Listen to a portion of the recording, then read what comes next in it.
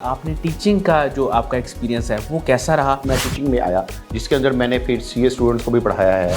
मैं आईसीएमए के एसीएमए के स्टूडेंट्स को भी पढ़ाता रहा। अपने बच्चों से कह रहे होते हैं कि आप 18 घंटे पढ़ें, 20 घंटे पढ़ें, 16 घंटे पढ़ें, तो ये टेक्निकली पॉसिबल है? माइंड मैप्स को का एक बड़ा चार्ट लेके आना है मार्केट से, उसको कंसोलिडेट करना है और एक के ऊपर लेके आना है। लोगों से आपने बिल्कुल एसोसिएट नहीं होना जो कि नंबर ऑफ अटेम्प्ट्स लगा रहे हैं या प्रॉपर्ली प्रिपेयर नहीं कर रहे हैं, क्योंकि होता ही है कि अगर आप उनसे उनकी बातें सुनेंगे। अस्सलाम वालेकुम नाज़रीन, शेयरिंग ऑफ प्रोफेशनल विजडम के साथ मैं हूं आपका मेज़बान अली रहमान खालिद। नाज़रीन, आप लोग जानते हैं कि हम हमेशा ऐसे लोगों को अपने प्रोग्राम में शामिल करते हैं जिनकी बातों से, जिनके काम से आपको कुछ सीखने को मिले और आपकी ज़िंदगी में कोई वैल्यू एडिशन हो सके। आज जो मेहमान हमारे साथ मौजूद हैं, इनसे हम बहुत ही अहम मौजू पे बात करने जा रहे हैं। ये बुनियादी तौर पे तो चार्टर्ड अकाउंटेंट हैं, ICAP चैप्टर USA और कनाडा के चेयरमैन भी हैं। इसके साथ साथ क्वालिफाइड अकाउंटेंट हैं UK के और CPA कनाडा भी हैं। हम इनसे ये जानने की कोशिश करेंगे कि ये इन्होंने अपना बिज़नेस भी देखा, इसके साथ साथ 14 साल का टीचिंग एक्सपीरियंस भी है। पाकिस्तान में भी है मेजर जो है इनका टीचिंग एक्सपीरियंस, लेकिन कुछ बाहर भी है। तो हम इनसे ये जानने की कोशिश करेंगे कि एग्ज़ाम्स की जब भी बात आती है और एग्ज़ाम्स प्रिपरेशन की जब भी बात आती है तो स्टूडेंट्स बहुत परेशान हो जाते हैं और सोचते हैं कि हम क्या करें। कुछ स्टूडेंट तो ज़ाहिर है कि वाकई बहुत ज़्यादा सीरियस होते हैं और वो चाहते हैं कि हम A ग्रेड स्कोर करें, अच्छे मार्क्स लें, लेकिन इसमें तैयारी से ज़्यादा कुछ टेक्निक्स, कुछ चीज़ें ऐसी होती हैं जो बहुत काम आती हैं। तो उस पे हम इनसे बात करेंगे क्योंकि इनका नेशनली और इंटरनेशनली भी एग्ज़ाम्स का एक वर्सटाइल एक्सपीरियंस है। अस्सलाम वालेकुम रज़ा तूर साहब, कैसे हैं आप? वालेकुम जी, thank you very much for having me. Sir, आप एक तो एग्ज़ाम्स के हवाले से लोगों को बताते हैं, गाइड भी करते हैं, ख़ास तौर पे जो है चार्टर्ड अकाउंटेंसी का एग्ज़ाम है। सबसे पहले तो मुझे ये बताइएगा, आगाज़ हम यहाँ से करते हैं कि आपने टीचिंग का जो आपका एक्सपीरियंस है वो कैसा रहा और टीचिंग में आप कब, क्यों और कैसे गए? टीचिंग में भी एक्चुअली मैं टीचिंग में इस तरह गया कि मुझे हमेशा से ना टीचिंग के बारे में का पैशन था, क्योंकि टीचिंग भी ऐसा ही है कि ये इट्स जस्ट लाइक एक्टिंग, कि ये हर बंदा टीचिंग नहीं कर सकता। बिल्कुल ऐसे ही। टीचिंग के लिए सबसे इंपॉर्टेंट चीज़ नॉलेज तो चाहिए ही चाहिए, लेकिन इसके अलावा ये have to get into the shoes of the student. ये बहुत इंपॉर्टेंट है, क्योंकि मोस्टली होता ये है कि इवन PhD भी कई दफ़ा अच्छे टीचर अनफॉर्चुनेटली नहीं होते, क्योंकि होता ये है कि आपने उस लेवल के ऊपर स्टूडेंट को बताना है या टीच करना है कि उसको आपकी बात समझ आए। सही। तो by nature I was always good at it. तो बेसिकली इस वजह से एक मेरा पैशन था, तो इस लिहाज से फिर मैं टीचिंग में आया जिसके अंदर मैंने फिर CA स्टूडेंट्स को भी पढ़ाया है। मैं ICMA के ACMA के स्टूडेंट्स को भी पढ़ाता रहा हूँ। एग्जेक्टिव MBAs को भी मैंने पढ़ाया है। तो I have a very vast experience before going abroad in teaching in various institutions. Sir, इस वक्त आप कनाडा में मुकीम हैं। मुझे ये बताइएगा कि करंटली टीचिंग के साथ साथ और किन किन प्रोजेक्ट्स पे काम कर रहे हैं आप? कनाडा में बेसिकली दो मेरे मेन अपने बिजनेस वेंचर्स हैं। एक तो मेरी अपनी CPA फर्म है जो कि अकाउंटेंसी या टैक्स प्रैक्टिस के अंदर है, और इसके अलावा ये है कि मैं वहाँ रियल एस्टेट के प्रॉपर्टी बिजनेस से भी हूँ, तो मैं वहाँ का बिजनेस एंड प्रॉपर्टी एक्सपर्ट भी हूँ। अच्छा सर, मैं ये जानना चाहूँगा कि एग्ज़ाम्स की अगर हम बात करें तो इसके लिए आपने एक टेक्निक डिवाइस की हुई है, BFFR। जी। इसमें सबसे पहले मुझे ये बताइएगा कि बिलीफ की अगर हम बात करें जी। तो ये कितना इम्पॉर्टेंट है जब भी आपने प्रिपरेशन करनी है एग्ज़ाम की? जी, ये बेसिकली एक्चुअली जब मैं, क्योंकि मेरा बहुत वास्ट एक्सपीरियंस है और आपको पता है चार्टर्ड अकाउंटेंसी प्रोफेशन के एग्जाम्स भी काफ़ी बहुत ज़्यादा टफ एग्जाम्स होते हैं, तो मैं अपने स्टूडेंट्स से भी ये चीज़ शेयर करता रहता हूँ कि basically how to crack the exam, how to आप, क्योंकि इस तरह जब टफ एग्जाम्स होगा तो आप उसमें आप कैसे उसके ऊपर आप ना उसको क्लियर कर सकते हैं, राइट। उस पॉइंट ऑफ व्यू से निमोनिक्स का फ़ायदा ये होता है कि आपको पता है चीज़ें याद रहती हैं। बिल्कुल ऐसे ही। तो basically I develop this mnemonics ताकि वो चीज़ याद रहे।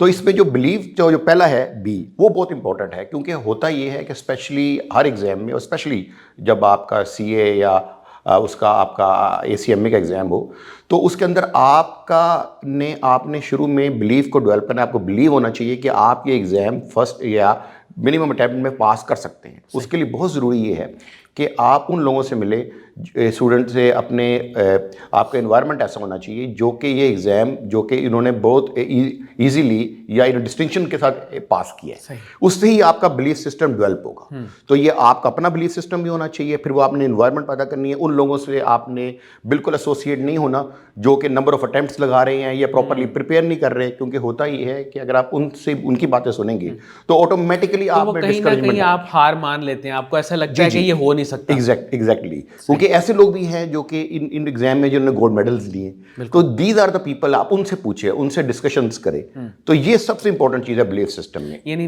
नेगेटिव माइंडसेट या जो लोग स्ट्रगल कर रहे हैं उसमें बहुत ज्यादा थोड़ा सा उनसे बचें जी डेफिनेटली, अपने आप के जी लिए। जी, this is the first thing. Belief system के बगैर तो ये हो ही नहीं सकता। अगर आपने बिलीफ सिस्टम पे आपने प्रॉपरली काम नहीं किया तो आप फिर ये तो पहला स्टेप है, फाउंडेशन ही आपकी गलत है एग्जाम प्रिपरेशन की। अच्छा सर, कुछ लोगों का फोकस बहुत अच्छा होता है, वो बहुत ज़्यादा फोकस्ड होते हैं अपनी लाइफ में भी, इसी तरह जब वो पढ़ते हैं तो वहाँ पे भी उनकी वो चीज़ काम आती है।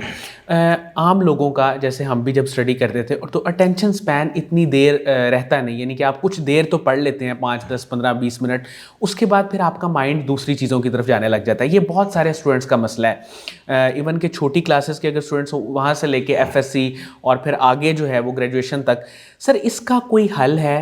अपने फोकस को कैसे बेहतर किया जाए? नहीं, ये बहुत अच्छा आपने क्वेश्चन पूछा है और ये बहुत ही बड़ा मसला है स्टूडेंट्स के दरमियान कि जो आपको पता है कि डिस्ट्रैक्शन इतनी ज़्यादा है, मोबाइल इतना है, तो उसकी वजह से होता ही है कि आप फोकस नहीं रहते। उसका देखें बड़ा सिंपल है, आसान हल है। अगर थोड़ा सा आपको डिसिप्लिन चाहिए उसको उस पर इम्प्लीमेंट करने के लिए, एक तो ये है कि आप अपने आप से ना झूठ ना बोलें। आप जब भी पढ़ें, जब मैंने जिस तरह पढ़ा, आप जब भी पढ़ें आप स्टॉप वॉच ऑन करके पढ़ें। सही, ठीक है ना, क्योंकि आपको पता होना चाहिए एग्जैक्टली आपने कितने आवर्स पढ़ा है। ठीक है ना, ये जो लोग कहते हैं ना हमने 18 घंटे पढ़े, 20 घंटे पढ़े, देखिए ह्यूमन माइंड में इतनी कैपेसिटी ही नहीं है कि वो इतने लॉन्ग आवर्स के लिए एक्टिव और वाकई प्रोडक्टिव रहे। It is logically not possible. Sir ये फिर जो माँ बाप अक्सर पाकिस्तान में तो बहुत कॉमन है, अपने बच्चों से कह रहे होते हैं कि आप 18 घंटे पढ़ें, 20 घंटे पढ़ें, 16 घंटे पढ़ें, तो ये टेक्निकली पॉसिबल है? नहीं, वही मैं आपको बता रहा हूँ ना कि टेक्निकली प्रैक्टिकली माइंड की कितनी कैपेसिटी नहीं है। सही, क्योंकि आप किताब खोल के तो बैठ सकते हैं, लेकिन अगर आपकी थॉट्स वॉन्डर अराउंड कर रही हैं तो बेसिकली इट्स नॉट प्रोडक्टिव। तो उसका टेक्निक क्या है जी, उसमें यह है कि आप स्टॉप वॉच ऑन करें, आपने इवन, और फिर आपने उसके साथ डेडली ऑनेस्ट रहना है कि आपने उस दौरान आपका मोबाइल ऑफ होना चाहिए या साइलेंट पे होना चाहिए। आपने अगर पानी पीने के लिए उठना है तो आपने स्टॉप वॉच स्टॉप करनी है, पानी पी के फिर ऑन करनी है। आपने वॉशरूम जाना है, स्टॉप वॉच स्टॉप करनी है, और उसके बाद आपने आवर्स देखने हैं। इस टेक्निक के साथ क्लियर कट जो है ना, एग्जैक्ट रीडिंग आपके पास, और एग्जैक्ट अगर आप लेट्स से इवन आप 6-7 आवर्स भी अगर आप पढ़ लेते हैं इस स्टॉप वॉच के साथ, इट्स मोर देन इनफ। अच्छा सर, इंटरेस्ट, क्योंकि जाहिर है कि फोकस डेवलप करने में भी और वैसे भी किसी चीज़ को तादेर करने के लिए आपका एक इंटरेस्ट होना उसमें बहुत ज़रूरी है, और एंगेजिंग जो है। बाहर का जो करिकुलम है अगर हम उसकी बात करें तो उसमें तो कुछ ऐसी चीज़ें, कुछ एक्टिविटीज़ आपने भी ज़ाहिर देखी होंगी, लेकिन हमारे यहाँ इतनी एंगेजिंग एक्टिविटीज़ स्टडी में नहीं है, तो आप कैसे इसको देखते हैं?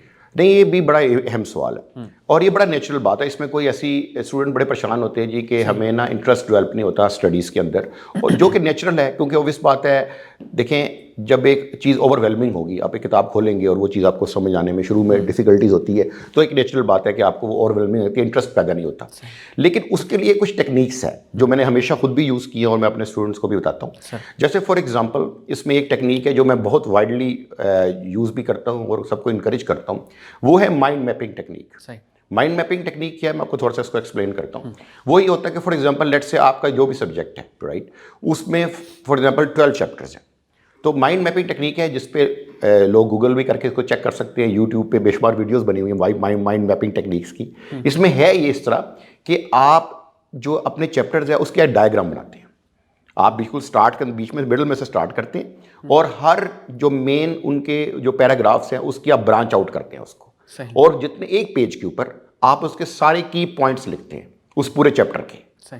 उससे क्या होता है, एक तो आप उस चीज़ को क्रिएट कर रहे हैं, आपको मज़ा आ रहा है, आपको फन क्रिएट हो रहा है, ऑटोमेटिकली आपकी पढ़ाई हो रही है, राइट। और आप वो एक चीज़ डेवलप कर रहे हैं माइंड में, एक चीज़। और एक ह्यूमन नेचर है फॉर एग्जांपल कि जब आप कोई चीज़ खुद डेवलप कर लेते हैं, राइट, तो उसको वो चीज़ जो है ना आप बार बार देखेंगे भी, क्योंकि अपनी बनाई हुई चीज़ के ऊपर लोगों को बड़ा प्यार होता है, इंटरेस्ट होता है। तो आपने हर चैप्टर का एक माइंड मैप तैयार करना है ड्यूरिंग योर प्रिपरेशन। उसके बाद दूसरी बात यह है कि जब आपके लेट्स से 12 चैप्टर्स हैं एक सब्जेक्ट के, तो आपके 12 मैप्स बन जाएंगे। मैं आपको प्रैक्टिकल हल बता रहा हूँ। उसके अंदर आप उसके अंदर कलरिंग भी कर सकते हैं, आप उसको, आप उसके अंदर करेक्टर भी ऐड कर सकते हैं। You can make it very fun loving and interesting अपनी मर्जी के मुताबिक। उसके बाद जब आपका एग्जाम आएगा, एग्जाम से पहले आपने ये करना है, 2 वीक्स पहले आपने उन सब 12 माइंड मैप्स को का एक बड़ा चार्ट लेके आना है मार्केट से, उसको कंसोलिडेट करना है और एक के ऊपर लेके आना है। एक बड़े चार्ट के ऊपर आपका पूरा समझ सब्जेक्ट होगा, सही। लेट्स से केमिस्ट्री है, तो केमिस्ट्री कोई भी सब्जेक्ट हो सकता है, उसके 12 चैप्टर्स थे, तो 12 चैप्टर्स के आपने माइंड मैप एक जगह कर दिया। सही। कब करना है? 2 वीक्स बिफोर एग्जाम। बिल्कुल ठीक। अब आपके पास 2 वीक्स रह गए एग्जाम्स के, ठीक है ना? उन 2 वीक्स में आप रोजाना पूरा सब्जेक्ट रिवाइज कर सकते हैं। कैसे? उस मैप को देखकर, और वो मैप आपने अपने स्टडी रूम में वॉल पे लगा लेना। सही सही। तो वो एक ऐसी चीज होगी कि आप इतना, आपका फन लविंग भी होगा, आपने पढ़ाई भी कर ली और आपकी प्रिपरेशन भी हो गई, बिल्कुल and it's so easy to, और आपके माइंड में भी रहेगा जब आप बार बार जी देखेंगे। जी एग्जैक्टली। अच्छा सर, एक सबसे इम्पॉर्टेंट चीज़ जब हम एग्ज़ाम्स की बात करते हैं तो आपको पता है कि रिवीजन और उसको हम दोबारा अगर 10 चैप्टर हैं 20 चैप्टर हैं उनको रिवाइज करना बड़ा मुश्किल हो जाता है बच्चों के लिए।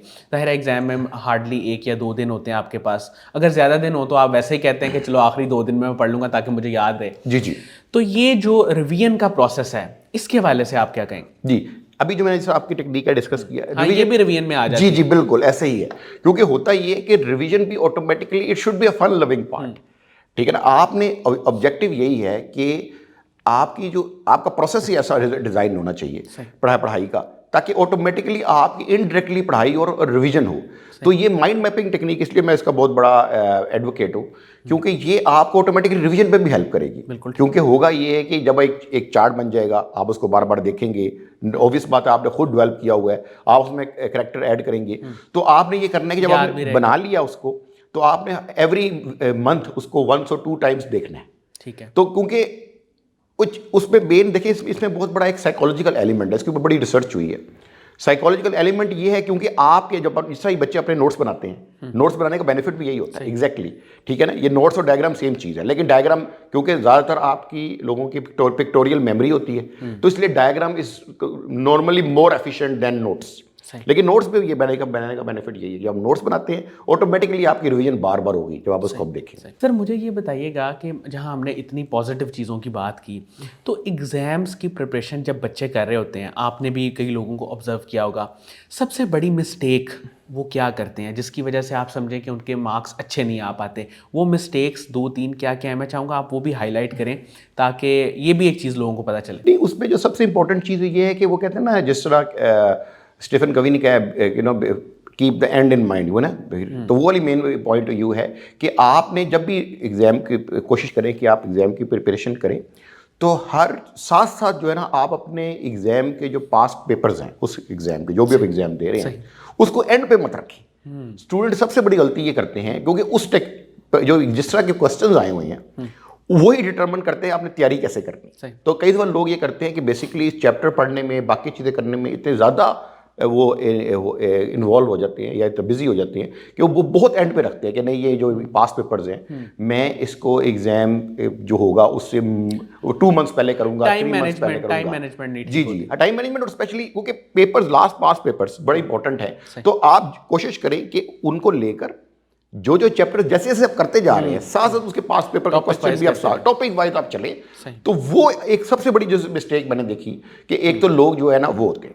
इसके अलावा एक और चीज़, आपने बड़ा अच्छा सवाल पूछा, मैं जो अक्सर लोगों का ये बहुत बड़ा होता है कि कंसोलिडेट करना उनको नहीं आता एग्जाम पास। कोई कंसोलिडेट से मेरी मुराद ये है कि आपने तैयारी भी बड़ी अच्छी की, बहुत अच्छी स्टूडेंट ने तैयारी की और एक्सटेंसिवली पढ़ाई की, लेकिन जब एग्ज़ाम आएगा तो कई दफ़ा एग्ज़ाम ऐसे आते हैं कि आपका एक दिन एक सब्जेक्ट का एग्ज़ाम है, उससे अगले दिन दूसरे सब्जेक्ट का एग्ज़ाम है, बीच में गैप नहीं है, ठीक है ना? फिर अगले दिन तीसरे सब्जेक्ट का एग्ज़ाम है, ऐसे हो जाता है बिल्कुल। तो आपका ये आपका गेम प्लान तैयार होना चाहिए कि आपके पास एक एग्ज़ाम दे के जब आप घर वापस आएंगे तो आपके पास सिर्फ 6-7 आवर्स होंगे मैक्स, आपने अगले एग्जाम देना सुबह, तो उन 6-7 के एग्जाम आवर्स के अंदर आपने के पास लिस्टेड क्वेश्चंस होने चाहिए या मेथड डिफाइन होना चाहिए उस क्या ना है कि आपने वो अगला एग्जाम की तैयारी कैसे करनी है, क्योंकि तैयारी आपने पहले तो बहुत की है, लेकिन अगर आपने एक दिन जो पहले की जो रात की जो तैयारी है उसको डिफाइन नहीं किया हुआ, की पॉइंट्स एक जगह लिखे नहीं हुए, एक तो माइंड मैपिंग में ऑब्वियसली हेल्प करेगा इसमें, लेकिन इसके अलावा भी की क्वेश्चन जो आपने की कॉन्सेप्ट्स हैं वो आपने नहीं पढ़े, क्योंकि आप देखें उस 50 या 100 सवाल तो नहीं कर सकते ना एक रात के अंदर, तो आपको पता होना चाहिए 3-4 सवाल मैंने रिवाइज करूंगा तो मेरा सारा चैप्टर, या ये 6-7 सवाल करूंगा तो मेरी रिवीजन कंप्लीट हो जाएगी। तो उसका गेम प्लान आपका पहले से तैयार होना चाहिए। वरना फिर आप उस वक्त कोशिश करेंगे, आप पैनिक भी होंगे, आप पैनिक भी होंगे, confused भी होंगे। तो ये बहुत इंपॉर्टेंट पॉइंट है, ये 2 पॉइंट्स बड़े इंपॉर्टेंट है। सर मैं ये जानना चाहता हूँ सीए के हवाले से ख़ास तौर पे मैं थोड़ी सी बात करना चाहूँगा कि ये बहुत मुश्किल एग्ज़ाम समझा जाता है ख़ास तौर पे पाकिस्तान में। जी। तो थोड़ा सा इसके बारे में बताएं कि इसकी प्रिपरेशन के लिए भी एक तो ये जो चीज़ें अभी आपने डिस्कस की ज़ाहिर है ये तो काम आएंगी, लेकिन इसके साथ साथ कोई एडिशनल टिप ख़ास तौर पर सीए के एग्ज़ाम के लिए या ACC और ACMA के लिए जी क्या टिप है? इसके लिए देखें, बाकी तो ये चीज़ें बहुत, एक तो बहुत इस सारी प्रिपरेशन में बहुत रेलिवेंट है। दूसरी जो मोस्ट इंपॉर्टेंट चीज़ वो ये है कि इसमें आपकी ना टाइम मैनेजमेंट स्किल्स बहुत इंपॉर्टेंट है, स्पेशली सी और ICM में, क्योंकि ये एक्चुअली है प्रोफेशनल एग्जाम्स। प्रोफेशनल एग्जाम्स में ये है कि आप दिन में आर्टिकल्स कर रहे होंगे या जॉब कर रहे होंगे, आप बिजी होंगे, तो आपने फिर इवनिंग में 6-7 बजे आप आएंगे, राइट। उसके बाद ये है कि आपने अपने आप को, you have to be very discipline. आपका ये है कि प्रॉपरली प्लान डिज़ाइन होना चाहिए। आपने अपने गोल सेट करने हैं वीकली और मंथली कि आपने स्टडी कैसे करनी है। ठीक है। उसके बेशुमार छोटे छोटे टिप्स भी अवेलेबल हैं। जैसे फॉर एग्जांपल, क्योंकि लोग गलती यहाँ ये करते हैं कि सिर्फ इसलिए नहीं, एग्जाम तो डेफिनेटली काफ़ी टफ है, लेकिन लोग मोस्टली इसलिए भी इसको पास नहीं कर पाते कि उनकी टाइम मैनेजमेंट स्किल्स अच्छी नहीं होती। They start preparing for it very late.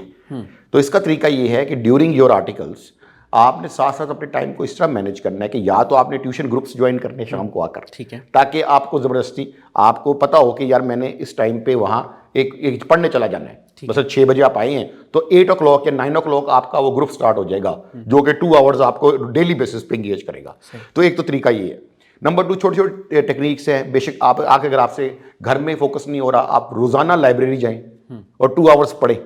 तो मोस्ट इंपॉर्टेंट चीज़ जो इसके अंदर ये है कि ड्यूरिंग योर, क्योंकि प्रोफेशनल एग्जाम है, आप इसकी तैयारी एंड पे नहीं रख सकते, बिल्कुल साथ साथ वही है, परसिस्टेंसी इज़ द की। बहुत बहुत शुक्रिया रज़ा तूर साहब, आपने हमारे लिए वक्त निकाला। नाज़रीन, मुझे उम्मीद है कि इनकी गुफ्तगू से और ख़ास तौर पे जो इन्होंने टिप्स दिए एग्ज़ाम्स के हवाले से और फिर बिलखुसूस CA और ACC और ACMA के हवाले से, मुझे यकीन है कि ये आपके लिए बहुत ज़्यादा मुफीद साबित होंगे। जो इनका ख़ास तौर पे एक मॉडल था माइंड मैपिंग के हवाले से, वो बहुत इंपॉर्टेंट था। अगर आप उसको फॉलो करें तो बहुत सारे आपके जो मसाइल हैं एग्ज़ाम से रिलेटेड, मार्क्स से रिलेटेड, वो हल हो सकते हैं। इसके साथ ही इजाज़त दीजिए, इंशाल्लाह दोबारा हाज़िर होंगे एक नए इंटरव्यू के साथ। तब तक के लिए अल्लाह हाफ़िज़।